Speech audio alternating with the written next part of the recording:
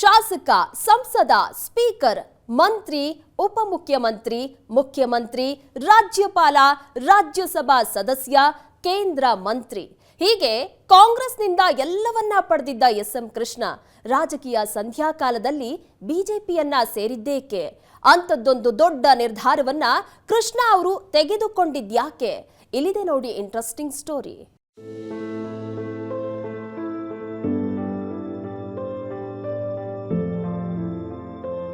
ಸಾವಿರದ 1970ರಲ್ಲಿ ಕಾಂಗ್ರೆಸ್ ಸೇರಿದ್ದ ಎಸ್.ಎಂ. ಕೃಷ್ಣ 46 ವರ್ಷಗಳ ನಂತರ ಅಂದ್ರೆ 2017ರಲ್ಲಿ ಬಿಜೆಪಿ ಸೇರ್ತಾರೆ.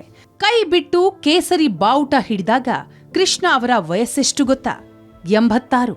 ಆ ಇಳಿ ವಯಸ್ಸಲ್ಲಿ ರಾಜಕೀಯ ಸಂಧ್ಯಾಕಾಲದಲ್ಲಿ ಎಸ್.ಎಂ. ಕೃಷ್ಣ ಬಿಜೆಪಿ ಸೇರಿದ್ದೇಕೆ?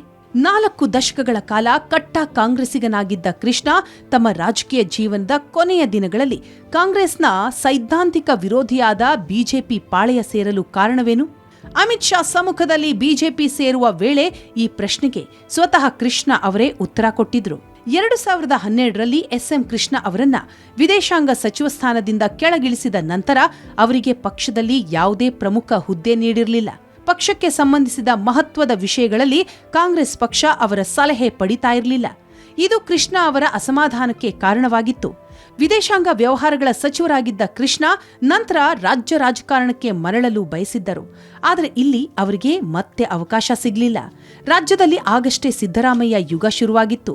ಹೀಗಾಗಿ ರಾಜ್ಯ ರಾಜಕಾರಣಕ್ಕೆ ವಾಪಸ್ಸಾಗುವ ಬಾಗಿಲು ಬಂದಾಗಿತ್ತು. ತವರು ಜಿಲ್ಲೆ ಮಂಡ್ಯದಲ್ಲಿಯೂ ಕೃಷ್ಣ ಅವರ ಪ್ರಭಾವಳಿಯನ್ನ ಬೇರೆ ನಾಯಕರು ಆವರಿಸಿಕೊಂಡಿದ್ದರು. ಇತ್ತ ರಾಜ್ಯ ಹಾಗೂ ಅತ್ತ ರಾಷ್ಟ್ರ ರಾಜಕಾರಣ ಎರಡೂ ಕಡೆ ತಮ್ಮನ್ನ ಕಡೆಗಣಿಸಲಾಗ್ತಾ ಇದೆ ಎಂಬ ಬೇಸರ ಅವರಲ್ಲಿ ಮೂಡಿತ್ತು. ಅಲ್ಲದೆ 2014ರ ಲೋಕಸಭೆ ಚುನಾವಣೆಯಲ್ಲಿ ಕಾಂಗ್ರೆಸ್ ಶೋಚನೀಯ ಸೋಲು ಕಂಡಿತ್ತು. ಅಲ್ಲಿ ನಾಯಕತ್ವ ವರ್ಚಸ್ಸು ಕಳೆದುಕೊಂಡಿತ್ತು. ಕೃಷ್ಣ ಅವರಂತೆ ಅನೇಕ ಹಿರಿಯ ನಾಯಕರು ತೆರೆಮರೆಗೆ ಸರಿದಿದ್ದರು. ಹೀಗಾಗಿ 2017ರಲ್ಲಿ ಕೃಷ್ಣ ಬಿಜೆಪಿ ಸೇರ್ತಾರೆ. ಆದರೆ ಅಲ್ಲೂ ಕೂಡ ಅವರಿಗೆ ಯಾವುದೇ ಮಹತ್ವದ ಹುದ್ದೆ ಸಿಕ್ಕಿರಲಿಲ್ಲ. ಹೀಗಾಗಿ ಕೃಷ್ಣ ಸಕ್ರಿಯ ರಾಜಕಾರಣದಿಂದ ದೂರವೇ ಉಳಿದರು. 6 ವರ್ಷಗಳ ನಂತರ ರಾಜಕಾರಣಕ್ಕೆ ಗುಡ್ ಬೈ ಹೇಳಿದ ಕೃಷ್ಣ ಇದೀಗ ಬದುಕಿನ ಪ್ರಯಾಣಕ್ಕೆ ಗುಡ್ ಬೈ ಹೇಳಿ 93ನೇ ವಯಸ್ಸಿನಲ್ಲಿ ಎದ್ದು ನಡೆದಿದ್ದಾರೆ.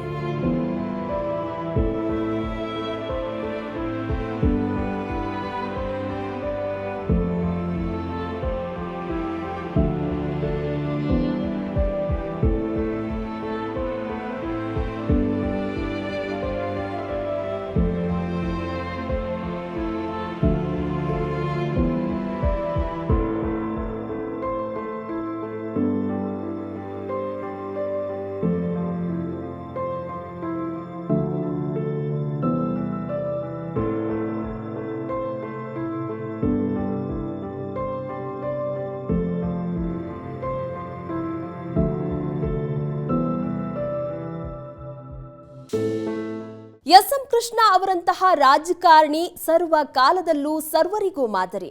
ಒಬ್ಬ ಒಳ್ಳೆಯ ರಾಜಕಾರಣಿ ಹೇಗಿರ್ತಾರೆ ಅನ್ನೋದಕ್ಕೆ ಬೆಸ್ಟ್ ಎಕ್ಸಾಂಪಲ್ ಎಸ್.ಎಂ. ಕೃಷ್ಣ. ಅವರು ಮರೆಯಾದ್ರೂ ಅವರು ತುಳಿದ ಕೃಷ್ಣ ಪಥ ಕರ್ನಾಟಕದ ರಾಜಕಾರಣದಲ್ಲಿ ಸದಾ ಚಿರಸ್ಥಾಯಿ. ಇದಾಗಿತ್ತು ಇವತ್ತಿನ ವಿಶೇಷ. ನೇರ, ದಿಟ್ಟ, ನಿರಂತರ ಸುದ್ದಿಗಾಗಿ ನೋಡ್ತಾ ಇರಿ ಏಷ್ಯಾನೆಟ್ ಸುವರ್ಣ ನ್ಯೂಸ್.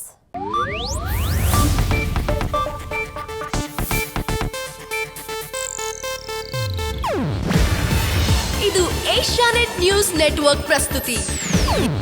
ನೀವು ನೋಡ್ತಿದ್ದೀರಾ ಏಷ್ಯಾನೆಟ್ ಸುವರ್ಣ ನ್ಯೂಸ್.